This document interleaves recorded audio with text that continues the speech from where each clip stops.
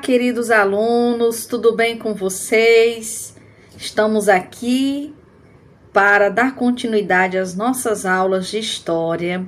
Hoje, a nossa quarta e última aula, onde nós vamos tratar como último tema a ditadura militar e iremos fazer também uma revisão dos conteúdos estudados. Vamos lá? Então, como eu disse a vocês, nós vamos falar um pouquinho de forma bem breve sobre um período da história do Brasil recente que é muito importante que a gente possa refletir sobre esse período da história do Brasil, um período que nunca deve ser esquecido, deve sempre ser relembrado para que nós não venhamos cometer ou caminhar para o mesmo destino. Então eu trago aí para vocês a bandeira do Brasil, ainda de um lado, Dom Pedro II, com a bandeira representando o Império Brasileiro, e do outro lado, né, o nosso primeiro presidente do Brasil, pós proclamação da República, Deodoro da Fonseca, já com a bandeira que nós conhecemos nos dias atuais, né, a bandeira da República Brasileira. Então, pessoal, aí eu gostaria de fazê-los refletir a partir de imagens. Que elementos nós podemos extrair dessas imagens? As imagens que estão acima do slide e essas imagens que estão abaixo. O que essas imagens remetem a vocês? O que elas fazem vocês lembrarem?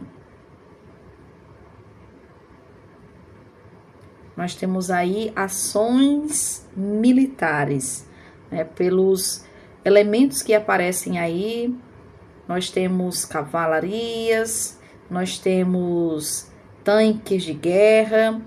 Então, do que nós vamos tratar agora tem semelhanças no passado com semelhanças de um passado mais recente.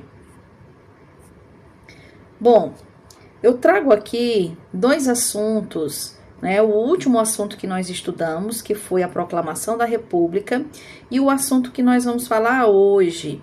Existe uma semelhança entre esses dois momentos da história do Brasil. Que semelhanças, Tatiane? Se eles aconteceram tão distante um do outro, né? A proclamação da República em 1889 e a ditadura militar em 1964.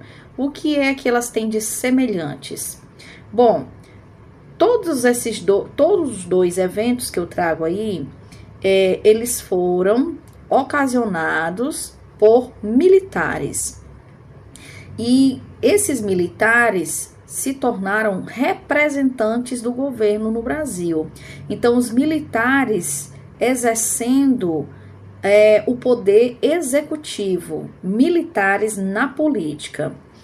Esses dois eventos da história do Brasil, alguns historiadores, existe um consenso entre a maioria dos historiadores de que esses dois eventos da história foram golpes de Estado. O que quer dizer isso?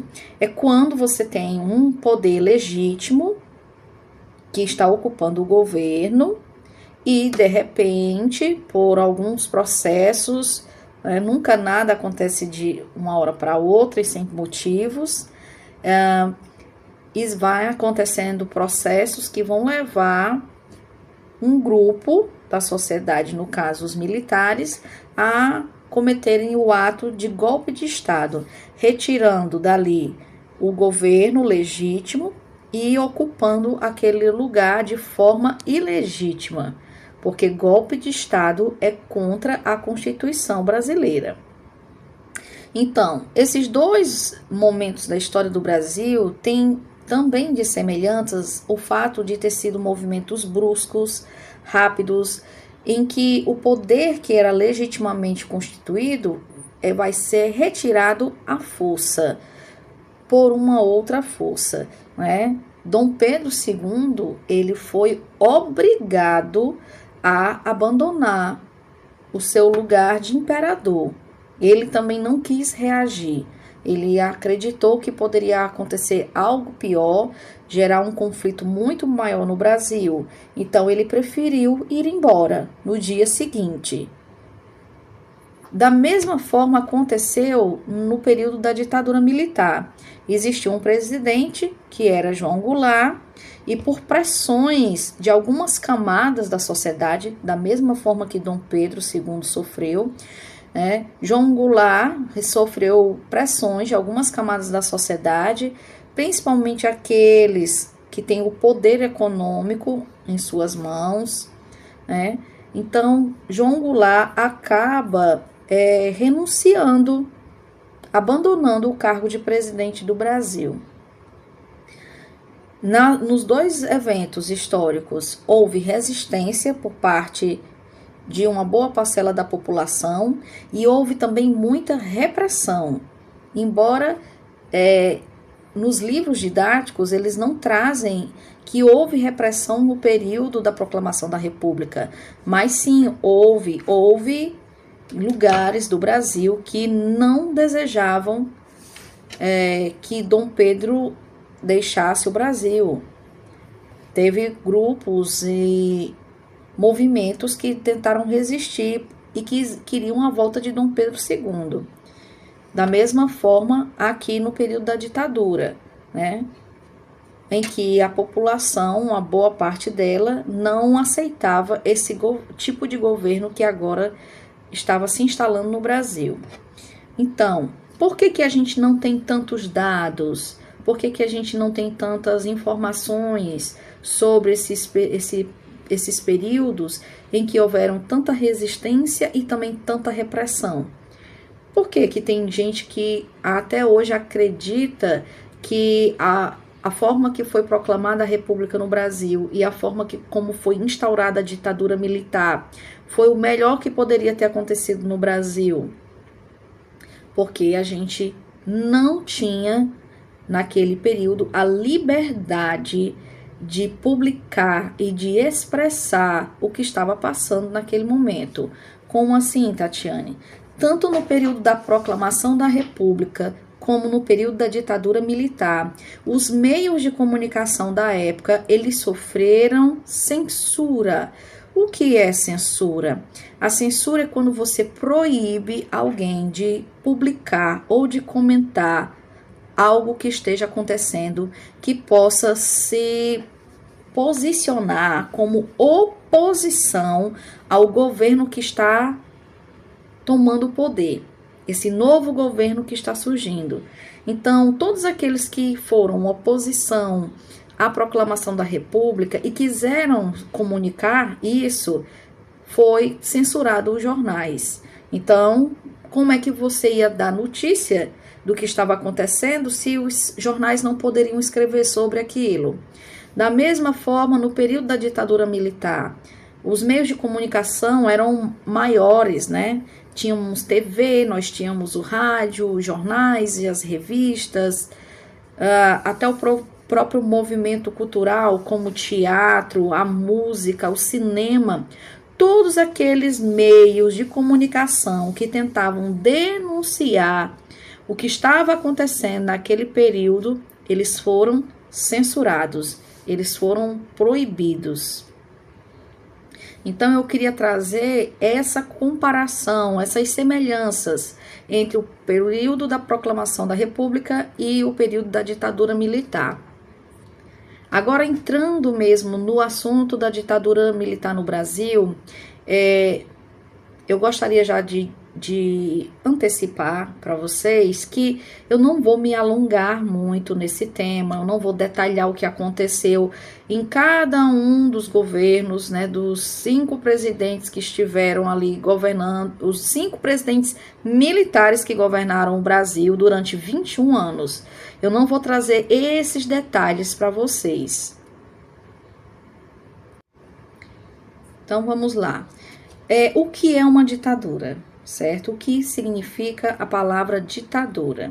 A ditadura é um regime político autoritário, em que os poderes o legislativo, que é o que cria as leis, o executivo, que executa as leis, e o judiciário, que administra, né, que fiscaliza essas leis.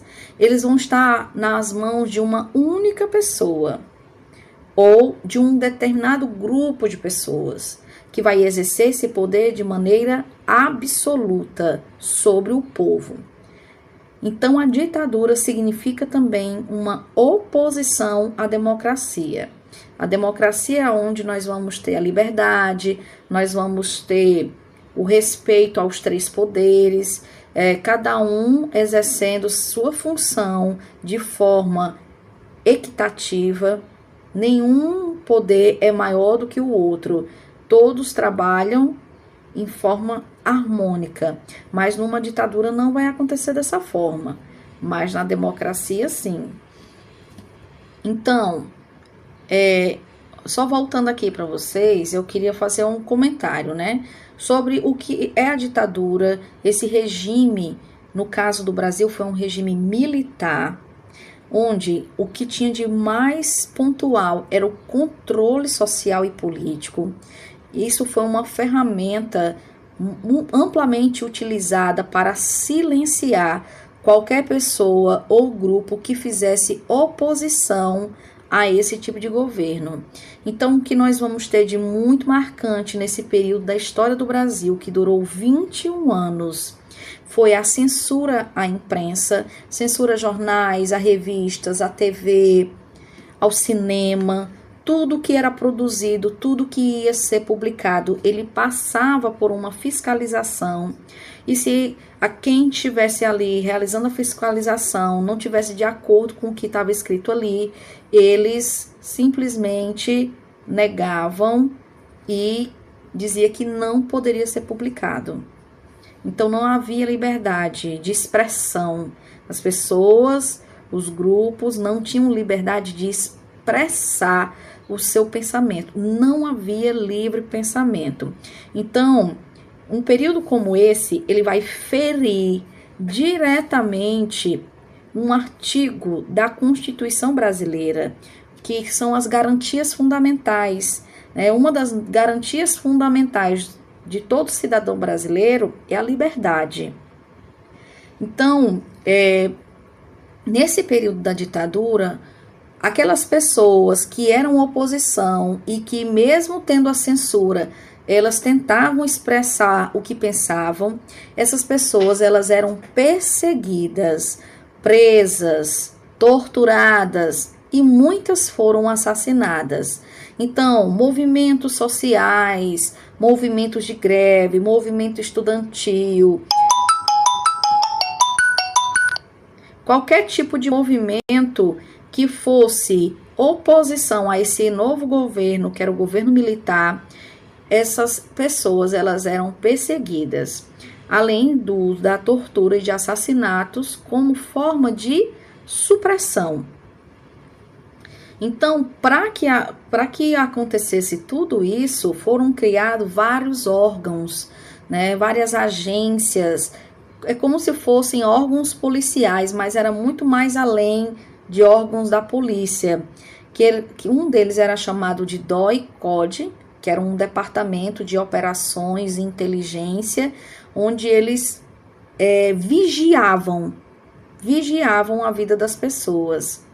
Então, esses órgãos eles se tornaram símbolo da repressão e da violência no Brasil durante 21 anos. Então, vamos aqui à frente. Um breve histórico do que foi o período da ditadura. Então, a ditadura militar, esse ano de 2024, está completando 60 anos, né? O golpe militar, ele aconteceu no dia 31 de março de 1964, certo? Nesse período que os militares vão tomar o poder no Brasil e vão governá-lo, certo? Então, durante 21 anos, só governava o Brasil pessoas ligadas ao Exército, à Marinha ou à Aeronáutica. Eram sempre militares. Então, como eu já coloquei aqui para vocês, o que tinha de mais marcante nesse período é que eram de caráter autoritário e nacionalista. E durante a ditadura, né, a ditadura que vai ter início com esse golpe, onde vai derrubar o governo de João Goulart, que era presidente do Brasil, que foi eleito de forma democrática, o seu governo foi interrompido, ele teve que ir embora, fugido do Brasil, e também, além de ser interrompido o seu governo, foi interrompido a liberdade democrática no Brasil por 21 anos. Então, aqui eu trago para vocês 5 fatos sobre a ditadura militar. Um dos fatos, já desde o início, nos primeiros meses, vamos dizer assim, nos primeiros dias de quando os militares passaram a governar o Brasil, uma das coisas que aconteceu foi o fechamento do Congresso. Nós sabemos que dentro do Congresso nós vamos ter deputados, senadores. Então, esse tipo de governo, o governo militar, ele trabalha sozinho, é um poder autoritário. Então, ele não vai ter a participação de outros grupos políticos. Só quem determina o que vai acontecer são os militares.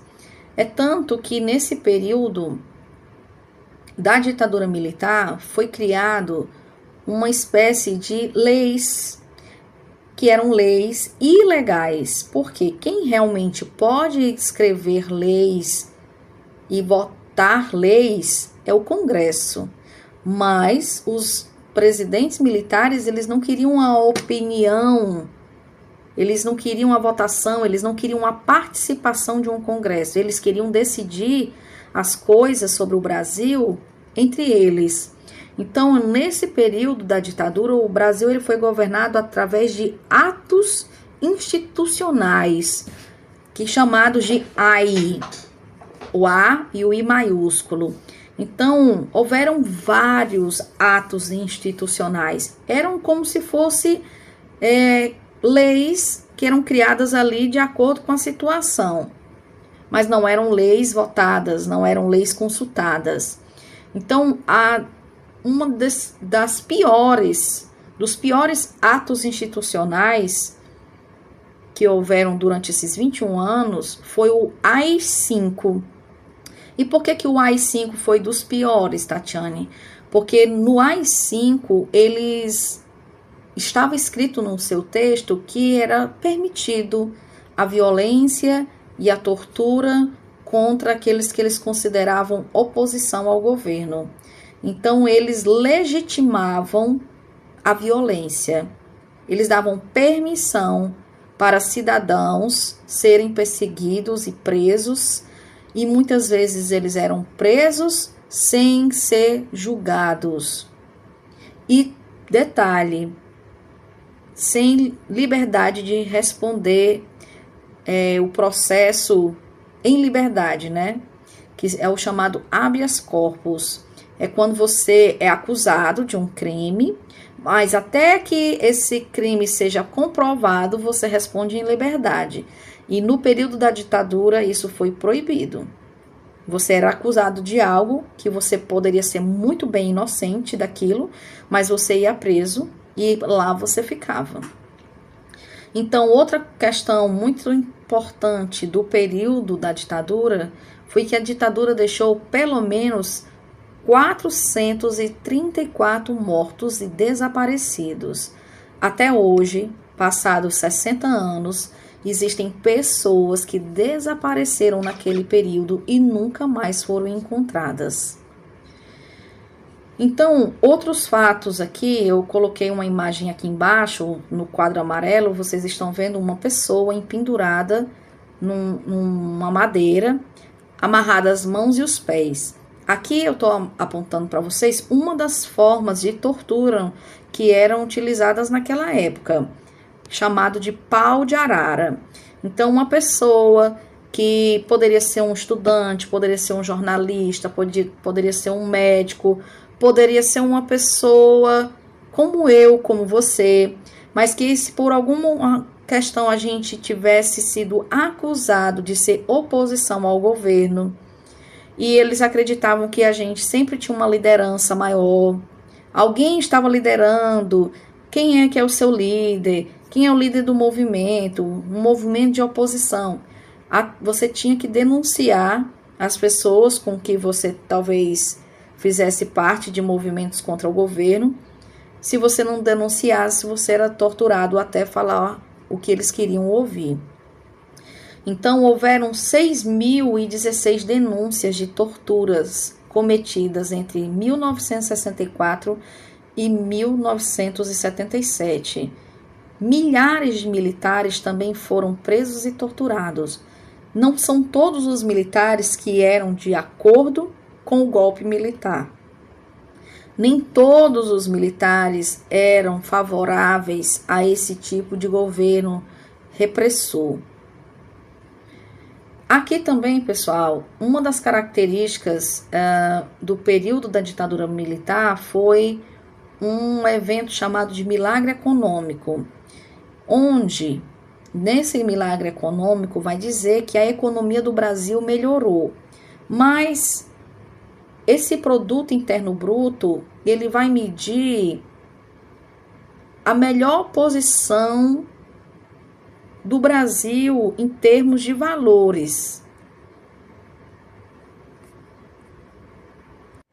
Então, esse período do milagre econômico foi um crescimento, assim, assombroso da economia brasileira, mas que, de fato, esse crescimento econômico, ele não vai afetar todas as pessoas da sociedade.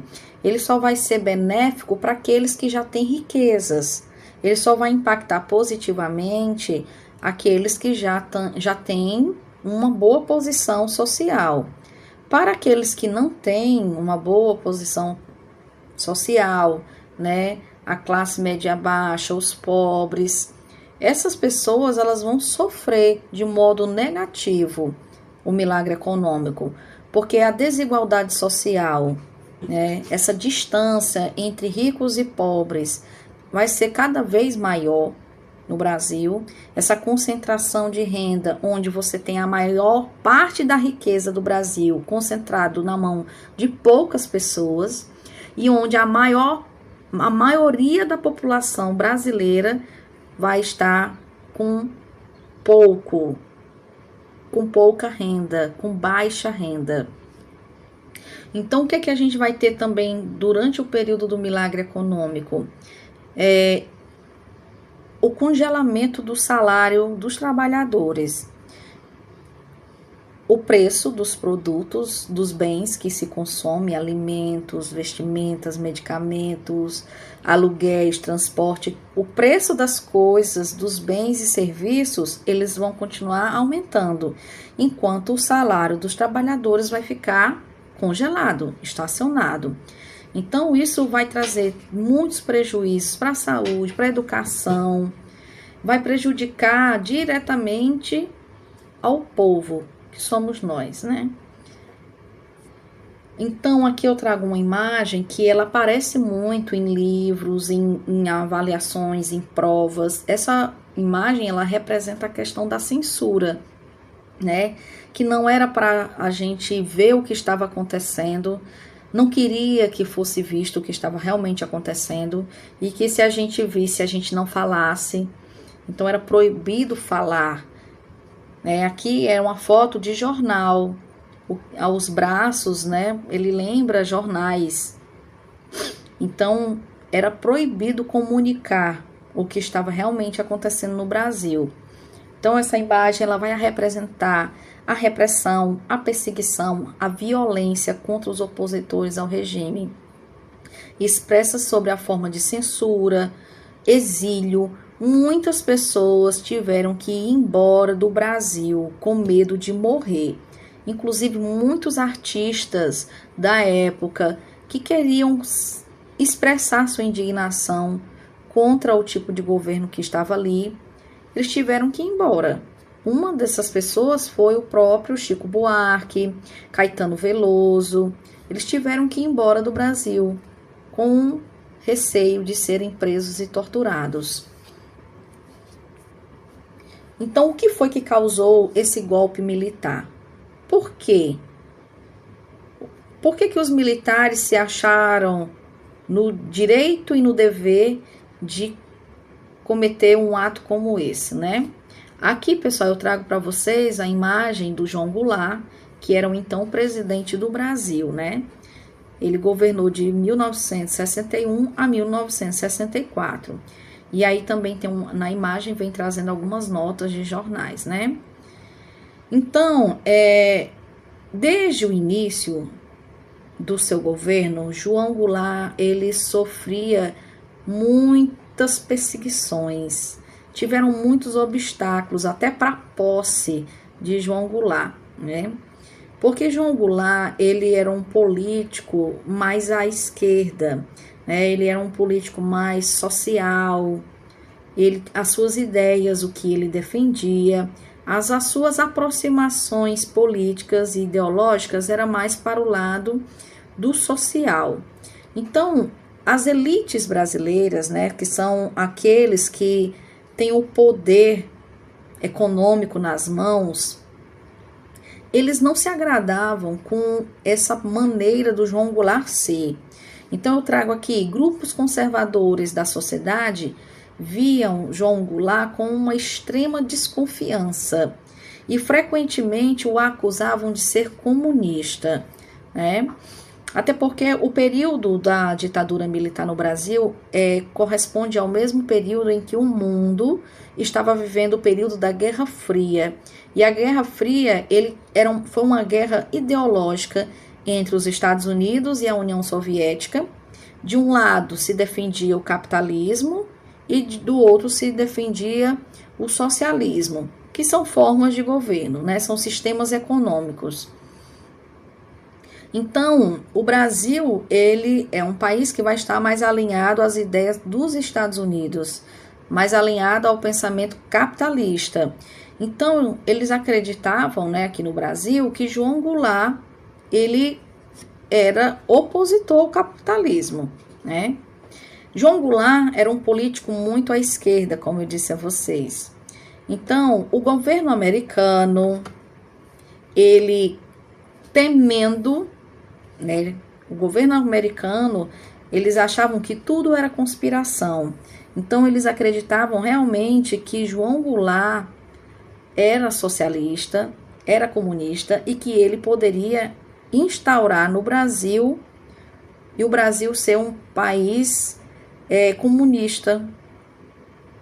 Então, o governo americano ele começa a investir, financiar alguns grupos da sociedade brasileira, né, os grupos conservadores, a elite brasileira. Ele começa a financiar para que essas pessoas organizem movimentos de golpe para derrubar o governo de João Goulart. Enquanto isso, João Goulart estava criando reformas para o Brasil. Ele acreditava que tinha algumas coisas que poderiam ser melhoradas no Brasil, principalmente em setores bem pontuais como a educação, o setor fiscal, o setor político, urbano e agrário. O que eram essas reformas que João Goulart estava tentando criar? Eram reformas que, no entendimento dele, iriam diminuir o quadro de desigualdade social no país. Então, assim, pessoal, quem está no poder, quem é rico, quem tem privilégios, quer manter o seu poder, o seu lugar, a sua riqueza e seus privilégios. Então, essas pessoas que ocupam esses lugares na sociedade, que são os grupos conservadores, eles jamais vão querer que a maior parte da sociedade se aproxime deles. Eles querem realmente que exista uma diferenciação, um grande abismo social. Um grupo, né, social, os conservadores, os ricos e poderosos, e o grupo da população pobre, classe média baixa, bem distante. Então, eles diziam que essas reformas eles pensavam e acreditavam realmente que essas reformas de João Goulart poderiam interferir nos privilégios deles. que eram as reformas de base. E uma das reformas que João Goulart trouxe era a reforma agrária. A reforma agrária é algo que até os dias atuais, o Brasil, existe essa necessidade de realizar a reforma agrária. A reforma agrária nada mais é que a distribuição de terras para pessoas que são ligadas ao campo, que embora que tenham uma vivência no campo, acabam sempre trabalhando no território de outras pessoas, no terreno de outras pessoas. Você trabalha para enriquecer outras pessoas. Então, a reforma agrária seria uma distribuição de terras para aqueles que precisam de terra, mas não têm, para poder produzir, para poder sobreviver, né? Enfim. Então, esses grupos conservadores da sociedade, eles começam a se articular com as forças armadas do Brasil, né? O exército, a questão da aeronáutica, da marinha. Então, esses grupos começam a se organizar para tomar o poder no Brasil.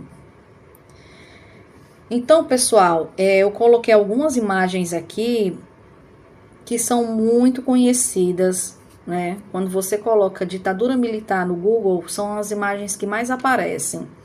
Então, aqui em cima nós temos um cartaz dos estudantes, né, dizendo que são contra a ditadura militar, a União Nacional dos Estudantes. A ditadura, ela proibia passeatas, e quando acontecia passeatas, as pessoas eram perseguidas, eram presas, elas apanhavam no meio da avenida, para quem quisesse ver a luz do dia. Aqui embaixo nós temos passeatas de jornalistas, artistas, classe teatral, todos contra a ditadura militar. Logo aqui em cima nós temos uma outra faixa que traz aí, né, à sua frente, abaixo a ditadura. Então, nesse período da ditadura militar, não havia eleições. Esses militares, eles retiram João Goulart do poder, ameaçam e ele acaba deixando. E a partir dali, 21 anos, não há eleições no Brasil. Ninguém votava para vereador, ninguém votava para deputado, ninguém votava para presidente. Essas pessoas que passaram a governar o Brasil, elas eram indicadas, elas eram escolhidas e tinham que ser pessoas ligadas aos militares, que fossem, vamos dizer, da confiança dos militares. Então, todos aqueles, mais uma vez reforçando, todos aqueles que eram oposição à ditadura eram perseguidos e torturados. Então, pessoal, passados 21 anos, um dia a ditadura chegou ao fim. Então, a ditadura militar, a partir da década de 70, ela vai começar a enfraquecer, principalmente pelas questões econômicas. Aquele mesmo grupo da sociedade que colocou os militares no poder também serão aqueles que vão começar a tirar o poder dos militares. Porque tudo é uma questão de interesses. Era interessante os militares no poder naquele momento para esses grupos sociais? Era. Então vamos colocar. Os militares não são mais interessantes para nós, conservadores, elite brasileira, ricos e poderosos, latifundiários, grandes empresários. Eles não são mais importantes, não são mais interessantes para nós. Retira, diminui o poder dos militares. Então, a partir da década de 70, vai haver um descontentamento com a ditadura.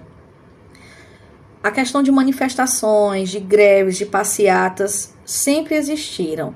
E elas foram cada vez mais ganhando corpo, engrossando mais pessoas e mais pessoas nas ruas. Começaram a ter greves operárias numa região de São Paulo chamado ABC Paulista. O Brasil estava passando por um alto endividamento, porque para os militares conseguirem realizar aquele milagre econômico, eles tomaram muito dinheiro emprestado dos Estados Unidos, né? Então, foi o período em que o Brasil mais contraiu dívidas com os Estados Unidos, mais aumentando o que a gente chama de dívida externa. Então, nós vamos ter aí um déficit fiscal, o que significa dizer que o dinheiro que está sendo arrecadado no Brasil, ele não está conseguindo manter o próprio Brasil. Então, aquilo que está sendo arrecadado como tributos e impostos no Brasil, eles não conseguem cobrir as despesas do governo. E aí nós vamos também ter uma inflação em alta. E aí a inflação também vai ser um aumento generalizado dos preços das coisas, dos bens, dos serviços por um longo tempo. O preço desses bens e serviços é muito superior ao salário que é recebido pelos trabalhadores. Isso vai ser gerado aí uma inflação. Então, pessoal, um outro ponto é que diante de todo esse cenário, vai começar a surgir movimentos em que as manifestações nas ruas vão pedir o retorno das eleições. Nós queremos ter o direito de eleger os nossos representantes. Então, esse movimento de queremos o povo eleger os nossos representantes é chamado de movimento das diretas já. Eleições diretas. Eu escolho os meus candidatos, eu realizo a votação, nós vamos ter uma apuração dessas eleições e aí sim nós teremos nossos representantes. Porque foram 21 anos em que não tínhamos esse direito. Então, aí na década de 70 vai começar esse movimento das diretas já.